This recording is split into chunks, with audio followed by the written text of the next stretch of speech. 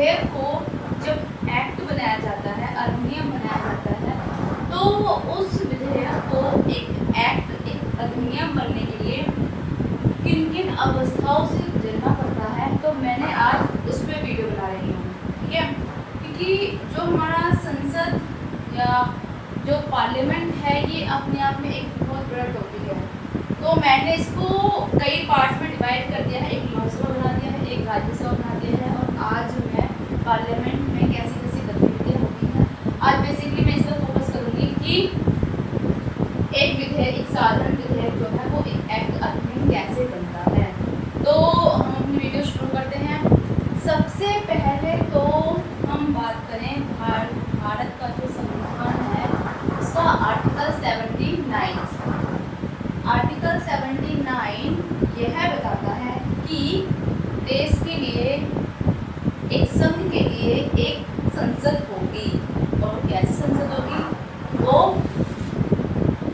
Lok Sabha plus Rajya Sabha plus राष्ट्रपति, इन तीनों से मिलकर बनेगी। इन तीनों का सामूहिक रूप ही हमारा संसद कहलाएगा। तो मैंने अपनी प्रीवियस वीडियो में बताया हुआ है कि हम जब संसद की बात करते हैं तो हम उसमें राष्ट्रपति को शामिल क्यों करते हैं। इसके बाद हम बात करते हैं कि संसद जो है, हमने लोकसभा पर चर्चा कर ली कि लोकसभा के क्या काम होते हैं, हमने राज्यसभा पर चर्चा कर ली कि राज्यसभा के क्या काम होते हैं। अब हमें यह जानना है कि संसद के क्या काम होते हैं। तो संसद के भी जो लोकसभा है और राज्यसभा है वो संसद के ही अंग हैं, तो कार्य भी इनके मिलते जुलते होंगे। तो संसद के कार्यों की बात करें तो सबसे पहला जो काम है वो है विधि निर्माण, कानूनों का निर्माण करना। ठीक है, देश में जितने भी केंद्र स्तर की बात कर रही हूँ मैं राज्य स्तर की बात नहीं कर रही हूँ। जब मैं केंद्र स्तर की बात कर रही हूँ तो केंद्र स्तर पर जो भी कानून बनाए जाएंगे वो संसद में बनाए जाएंगे। जब हम राज्य स्तर की बात करते हैं तो राज्य स्तर में जो कानून व्यवस्था है वो राज्य स्तर की जो विधानसभा होती है, विधानमंडल होता है, उसका काम होता है उस व्यवस्था को देखने का। दूसरा संसद का काम क्या है कि जो कार्यपालिका है उस पर नियंत्रण रखना। ठीक है, तो ऐसी बहुत सारी चीज़ें होती है, ऐसे बहुत सारे माध्यम है, मेथड है, प्रक्रिया है जिसके द्वारा कार्यपालिका का नियंत्रण किया जाता है, और ये नियंत्रण जो है ये संसद के द्वारा किया जाता है। तीसरी बात, संसद जो है वो सूचना प्रदान करने का सर्वोच्च स्थान है। ठीक है, क्योंकि केंद्र स्तर पर अगर कोई विधेयक पर चर्चा हो रही है या कोई कानून का निर्माण किया जा रहा है तो उन सभी गतिविधियों की जो सूचना है वो संसद के द्वारा ही जनता को पहुंचाई जाएगी। तो जो संसद है वो सूचना का एक सर्वोच्च स्थान है जिसके माध्यम से जनता को संसद की गतिविधियों के बारे में सूचनाएं प्राप्त होती हैं। अब इसका और काम क्या है, चौथा इसका अगर हम कहें तो वो है संसद के न्यायपालिका संबंधित कार्य। संसद जो है वो न्यायपालिका से संबंधित कार्य भी करती है। एग्जाम्पल के लिए मैं थोड़ा सा बता दूं यहाँ पर कि अगर हम राज्य स्तर पर उच्च न्यायालय की बात करें, सर्वोच्च या केंद्र स्तर पर हम सर्वोच्च न्यायालय की बात करें तो उनमें जो जजेस होते हैं, जो न्यायाधीश होते हैं, उनकी संख्या का बढ़ोतरी करना, कमी करना का जो प्रावधान है वो संसद के द्वारा ही किया जाता है। इसके अलावा और भी बहुत सारे काम होते हैं संसद के न्यायपालिका से संबंधित, वो हम अगली जब वीडियो बनाएंगे तो उस पर हम विस्तार से चर्चा करेंगे। अभी सिर्फ हमारा फोकस ये है कि कोई जो विधेयक है वो एक अधिनियम को रूप कैसे देता है। ठीक है, तो अब बात करते हैं कि जो संसद है वो कौन कौन से विधि का निर्माण करती है, कौन कौन से कानूनों का निर्माण करती है। तो सबसे पहले तो है धन विधेयक। ठीक है, धन विधेयक में बता चुकी हूँ कि सबसे पहले जो है लोकसभा में ही प्रस्तुत किया जाएगा, उसके तत्पश्चात इसको राज्यसभा में भेजा जाएगा। उसके बाद है साधारण विधेयक। ठीक है, इस साधारण विधेयक को देखो बच्चों, यहाँ पे ध्यान देने की बात है, धन विधेयक को हम लोकसभा में ही प्रस्तुत करेंगे, ये रूल है। हम उसको प्रथम रूप से राज्यसभा में प्रस्तुत नहीं कर सकते हैं। लेकिन जो साधारण विधेयक होता है इसको हम पहले जरूरी नहीं है कि इसको हम लोकसभा में करें, इसको हम संसद के किसी भी सदन में प्रथम रूप से प्रस्तुत कर सकते हैं। तीसरा है वित्त विधेयक। अब आप सोच रहे होंगे कि धन विधेयक तो सुना है कि वित्त विधेयक क्या है, ये भी हम बताएंगे कि धन विधेयक वित्त विधेयक से कैसे अलग होता है। ठीक है, फिर है संविधान संशोधन। आपको पता है कि हमारा जो संविधान है वो 26 जनवरी 1950 को लागू हो गया, लेकिन वर्तमान में भी हम जो तब संविधान लिखा गया था हम उसी को ही अपना रहे हैं, उसी को ही फॉलो कर रहे हैं। लेकिन जब जो संविधान सभा थी, जब वो संविधान का निर्माण कर रही थी तो वो बहुत दूरदर्शी, मतलब बहुत दूर की सोच रखने वाली थी। उन्होंने ये व्यवस्था कर दी थी संविधान में कि आज जो परिस्थितियां हैं भारत के सामने, जिन परिस्थितियों को ध्यान में रखकर हम भारत के संविधान का निर्माण कर रहे हैं, आने वाले समय में भविष्य में जरूरी नहीं है कि परिस्थितियां यही रहेंगी, परिस्थितियों को क्या है वो तो समय के अनुसार बदलती रहती हैं। तो उन्होंने क्या किया कि भारतीय संविधान में अनुच्छेद 368 368 को डाल दिया, जिसके द्वारा उन्होंने संविधान में संशोधन की व्यवस्था कर दी। ठीक है, और संशोधन की जो व्यवस्था वो 3 प्रकार की होती है, वो भी हम बताएंगे कि वो कौन कौन से मेथड होते हैं। ठीक है, तो ये 3 प्रक्रियाएं होती हैं जिनके द्वारा इस संसद में विधि कानून का निर्माण किया जाता है। अब हम बात करते हैं कि साधारण विधेयक की विधि निर्माण प्रक्रिया क्या है। ठीक है, अभी सिर्फ हम इस पर फोकस कर रहे हैं कि साधारण विधेयक को कैसे कानून में बदला जाता है, कैसे एक अधिनियम में बदला जाता है। तो सबसे पहले तो ये है ध्यान देने की जरूरत है कि जो साधारण विधेयक है वो संसद के किसी भी सदन, या तो वो लोकसभा में प्रस्तुत होता है पहले, या वो राज्यसभा में प्रस्तुत होता है। इसके लिए कोई बाध्य नहीं है कि उसको हम लोकसभा में भी प्रस्तुत करेंगे। उसके पश्चात जो साधारण विधेयक होते हैं वो भी 2 प्रकार के होते हैं। पहला होता है सरकारी विधेयक, दूसरा होता है गैर सरकारी विधेयक। अब आप सोच रहे होंगे सरकारी विधेयक, गैर सरकारी विधेयक ये है क्या चीज? तो जो सरकारी विधेयक होता है ये वह विधेयक होता है जो संसद का जो मंत्री है वो उसको प्रस्तुत करता है। अगर संसद का कोई मंत्री है वो किसी विधेयक को प्रस्तुत करता है तो उसे कहा जाता है सरकारी विधेयक। अब गैर सरकारी विधेयक क्या होता है? गैर सरकारी विधेयक वह विधेयक होता है जिसे संसद के अलावा कोई और मंत्री प्रस्तुत करता है, उसको हम बोलते हैं गैर सरकारी विधेयक। और संसद में इसके लिए एक दिन निश्चित किया गया है, वो है फ्राइडे, शुक्रवार को ये दिन रखा गया, ये नियत दिन रखा गया है कि जो गैर सरकारी विधेयक होंगे वो शुक्रवार के दिन सदन में प्रस्तुत किए जाएंगे। ठीक है, अब हम चर्चा करते हैं कि साधारण विधेयक को विधि निर्माण करने के लिए कौन कौन सी अवस्थाएं होती हैं। किसी भी विधेयक को अधिनियम कह लो या एक्ट कह लो या कानून कह लो, कुछ भी कह लो,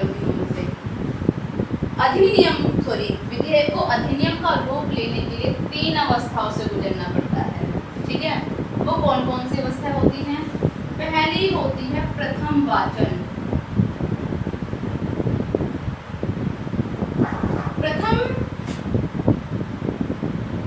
प्रथम वाचन में क्या होता है कि प्रथम वाचन में जो भी मंत्री है, या तो वो सरकारी विधेयक प्रस्तुत कर रहा है या वो गैर सरकारी विधेयक प्रस्तुत कर रहा है, तो प्रथम वाचन में जो भी मंत्री विधेयक को प्रस्तुत कर रहा है उसको मोटा मोटा साधारण शब्दों में बताना होता है कि ये जो विधेयक है इसको प्रस्तुत करने के कारण क्या है और ऐसी क्या ज़रूरत है कि इसको लागू किया जाना चाहिए, या इस पर विचार विमर्श किया जाना चाहिए।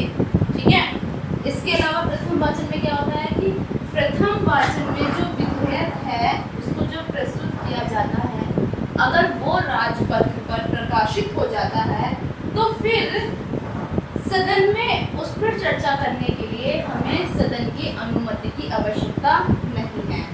तो प्रथम वाचन में 2 काम होते हैं। पहला काम तो ये होता है कि जो विधेयक प्रस्तुत किया जा रहा है मोटा मोटी तौर पर उसके बारे में थोड़ी चर्चा करनी होती है। दूसरा महत्वपूर्ण काम है कि उसको राजपत्र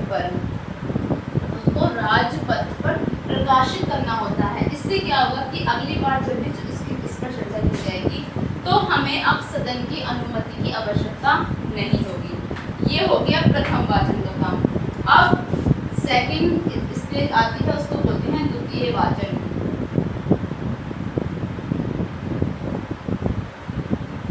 द्वितीय वाचन ये मोस्ट इम्पोर्टेंट है, क्योंकि जो भी मुख्य काम होते हैं वो इसी वाले वाचन में होते हैं।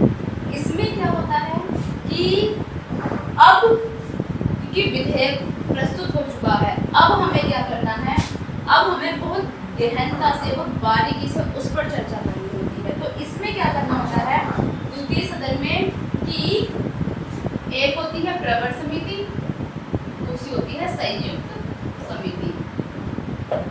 प्रवर समिति वो समिति होती है जिसमें विधेयक को प्रथम पहली बार रूप से प्रस्तुत किया जाता है, चाहे वो लोकसभा हो जाए चाहे वो राज्यसभा हो जाए। संयुक्त समिति का मतलब होता है कि लोकसभा प्लस राज्यसभा के सदस्य, तो इन दोनों का जो रेशो रखा जाता है वो 2:1 रखा जाता है। ठीक है, तो द्वितीय वाचन में प्रवर और संयुक्त समिति का गठन किया जाता है। अब इनका काम क्या करना होता है कि जो विधेयक है अब उस पर बारीकी से चर्चा करनी होती है, उसकी भाषा देखनी होती है, उसके उद्देश्य देखने होते हैं, भविष्य में उसका क्या यूज होगा, क्या उसका परिणाम होगा, उस पर चर्चा करनी होती है। प्लस सदन में अब इस पर चर्चा की जाती है। सदन में जब चर्चा की जाती है तो इसमें कुछ कमियां होंगी तो उसमें संशोधन भी प्रस्तुत किए जाते हैं। प्लस इसमें काम क्या होता है कि अगर कोई विधेयक ऐसा है जिसमें हमें जनता, आम जनता यानी हम लोग की अगर राय मांगनी है तो उस विधेयक से संबंधित जो सूचनाएं होती हैं वो समाचार पत्र में प्रकाशित किया जाता है कि फलाना ये विधेयक है और हमें आम जनता की राय चाहिए कि इस पर आम जनता अपनी क्या राय रखती है। ठीक है, क्योंकि बच्चों भारत एक लोकतांत्रिक देश है। लोकतांत्रिक देश है, लोगों का शासन है, और लोगों का शासन तो तभी होगा ना जब जनता की राय मांगी जाएगी। तो यही है कि अगर विधेयक कोई बहुत महत्वपूर्ण है तो उसमें जनता की राय भी ली जाती है। दूसरा विधेयक, इसमें संशोधन प्रस्तुत हो जाते हैं। अब इसका काम खत्म हो गया, अब आता है थर्ड स्टेज यानी कि तृतीय वाचन।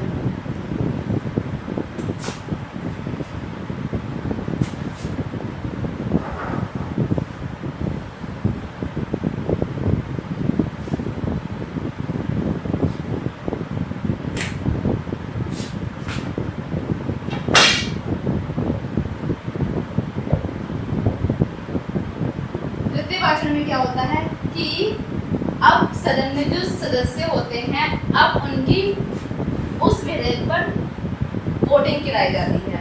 ठीक है, और वोटिंग कराई जाती है, इसमें ये देखा जाता है कि जो सदन में उपस्थित मेंबर हैं, मत देने वाले जो मेंबर हैं, सदस्य हैं, उनका 2/3 2/3 बहुमत से अगर वो पारित हो जाता है उसके तत्पश्चात उसको दूसरे सदन में भेज दिया जाता है। ठीक है, अभी एक एक्ट नहीं बना है, अभी सिर्फ एक सदन का काम हुआ है। अब एक सदन ने ये अपना बहुमत से पारित कर दिया, अब इसको दूसरे सदन में भेजा गया। अब फिर से दूसरे सदन में भी फिर से वही प्रक्रिया होगी, फिर से प्रथम वाचन होगा, द्वितीय वाचन होगा और फिर से तृतीय वाचन होगा, फिर से वही प्रक्रिया अपनाई जाएगी। अब समस्या यहाँ पर आती है कि जो दूसरा सदन है जरूर, या उसके बाद 2 कंडीशन होती हैं, या तो वो जो प्रथम सदन ने जो विधेयक प्रस्तुत किया उसको ऐसे ही स्वीकार कर ले, एक कंडीशन। दूसरी कंडीशन होती है कि दूसरा सदन जो प्रथम सदन से जो विधेयक आता है उस पर अपनी अस्वीकृति दे दे, उससे इनकार कर दे। अब पहली कंडीशन तो सही थी कि अगर वो अपनी स्वीकृति दे देता है, स्वीकार कर लेता है, तो उसके पश्चात उसको राष्ट्रपति के पास भेजा जाता है। राष्ट्रपति का काम क्या है कि अब राष्ट्रपति का बहुत इंपॉर्टेंट काम होता है यहाँ पर, क्योंकि उनकी सहमति, उनके हस्ताक्षर के पश्चात ही कोई विधेयक, एक्ट, अधिनियम बनता है। अच्छा, यहाँ पर राष्ट्रपति के पास भी 3 पावर होती हैं, 3 वीटो पावर होती हैं, यहाँ पर उसके पास ये शक्ति है कि वो इन वीटो पावर का इस्तेमाल कर सकता है। और इन वीटो पावर का राष्ट्रपति ने इस्तेमाल किया है। कब कब किया है ये भी जब मैंने प्रेसिडेंट राष्ट्रपति के ऊपर वीडियो बनाई है तो मैंने उस पर चर्चा की हुई है। तो राष्ट्रपति के पास जब विधेयक आता है वो अपनी वीटो पावर का इस्तेमाल कर सकता है तब, और अगर राष्ट्रपति उसको अपना हस्ताक्षर कर देते हैं तो वो एक्ट बन जाता है। अब मेरा जो फोकस है, जो ध्यान आपको रखना है वो यहाँ पर है कि मान लो अगर प्रथम सदन ने विधेयक प्रस्तुत कर दिया, ठीक है, लेकिन दूसरे सदन ने उसे स्वीकार नहीं किया। मान लो दूसरे सदन ने उसे स्वीकार नहीं किया या दूसरे सदन ने उस पर कोई कार्यवाही, मतलब एक सदन ने विधेयक प्रस्तुत किया, दूसरे सदन ने उसको अपने पास रख लिया, कोई कार्यवाही नहीं की, या ऐसा करते हुए उसको 6 महीने से ज़्यादा का समय हो गया, उस विधेयक को कोई कार्यवाही नहीं हो रही है। अब यहाँ पर राष्ट्रपति का जो रोल है वो बहुत महत्वपूर्ण हो जाता है। अब राष्ट्रपति का क्या काम होता है कि अब राष्ट्रपति भारतीय संविधान का अनुच्छेद 108, तो इसको बोलते हैं संयुक्त अधिवेशन, संयुक्त अधिवेशन। राष्ट्रपति अब 108 का सहारा लेकर संयुक्त अधिवेशन की व्यवस्था करते हैं। संयुक्त अधिवेशन यानी कि लोकसभा और राज्यसभा का संयुक्त अधिवेशन होता है। अब संयुक्त अधिवेशन में जो दूसरे सदन ने जो विधेयक को अटका रखा था, स्वीकार नहीं किया था, तो अब राष्ट्रपति जी अपने समक्ष उसको प्रस्तुत करवाते हैं। अच्छा, यहाँ पे एक चीज ध्यान देने की आवश्यकता है कि जो संयुक्त अधिवेशन है, जो अध्यादेश जारी करते हैं, अध्यादेश जारी करने का काम होता है वो राष्ट्रपति का होता है, ठीक है। लेकिन जो संयुक्त अधिवेशन की जो अध्यक्षता होता है,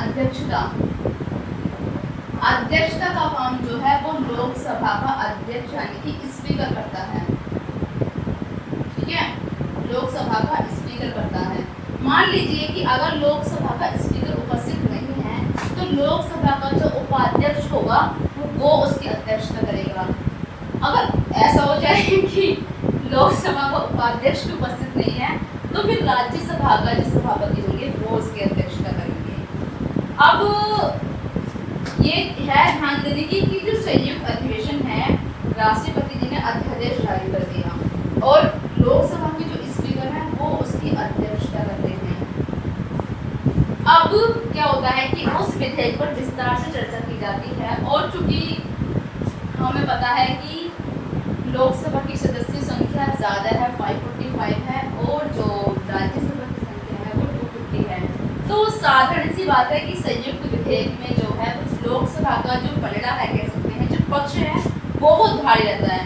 तो संयुक्त अधिवेशन का सहारा लेते हुए उस विधेयक को फिर अधिनियम बना दिया जाता है। अब ये तो हमने पढ़ लिया कि संयुक्त अधिवेशन होता है, लेकिन क्या ऐसा क्या ये जो पावर है 108 का इस्तेमाल क्या भारत में किया गया है? तो हाँ, बिल्कुल किया गया है। 3 बार राष्ट्रपति ने इस शक्ति का इस्तेमाल किया है। वो कब किया है वो बता देती हूँ।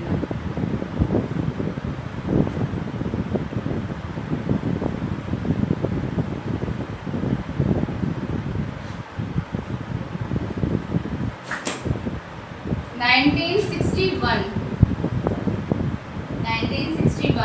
ठीक है, उस समय दहेज प्रतिषेध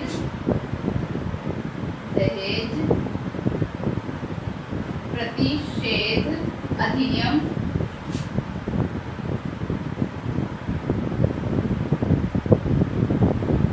1961 में पहली बार 108 की जो पावर है, जो शक्ति है, उसका इस्तेमाल किया गया था दहेज प्रतिषेध अधिनियम को लाने के लिए। इसके बाद 1978 में बैंकिंग सेवा अधिनियम,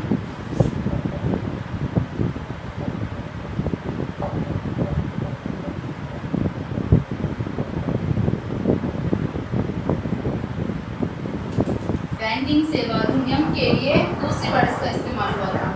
तीसरी बार हुआ था 2002 में आतंकवाद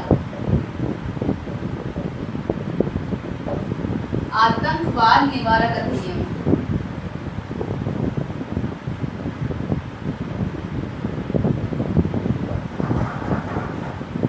तो अगर हम भारतीय राज्य व्यवस्था के इतिहास में देखें तो 108 की जो पावर है, जो शक्ति का इस्तेमाल है, वो 3 बार किया गया है। और मैंने आपको बता दिया कब 1961, 1978 और 2000।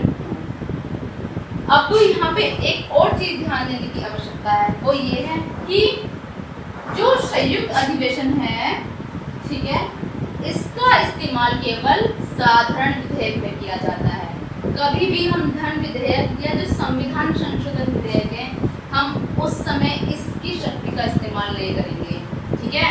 तो यहाँ पे ये ध्यान रखना कि हम धन विधेयक और संविधान संशोधन विधेयक में हम 108 संयुक्त अधिवेशन वाली जो शक्ति है उसका इस्तेमाल नहीं करेंगे।